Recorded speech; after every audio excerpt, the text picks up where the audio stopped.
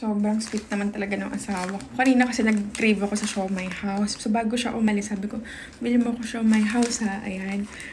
Tapos ngayon, wala siyang mahanap daw. Nagilap siya punta na siya sa Circle, sa QC. Galing na siya bagong silangan. Tapos nakahanap pa siya, pumunta pa siya ng Riverbanks para lang mabilan niya ako ng siomai. Spoiled na spoiled ka, girl. Ayan. Tapos kahapon, diba sinurprise niya ako nung mansari namin. Meron siyang pa-cake, tsaka meron siyang pa-flowers. Alam mo yung tinititigan ko siya kagabi habang natutulog siya. Parang iniisip ko what did I do? What did I do right to deserve someone like him?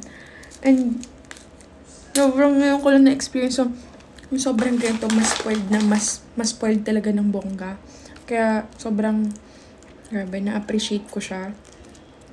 Kasi before ako yung gumagawa ng ganito, ako yung nang i-spoil. Kaya grabe, sobrang sarap. So, ayan. Siomai House. Sabi niya kasi, okay lang ba kung master siomai? Ayoko na master siomai. Gusto ko Siomai House.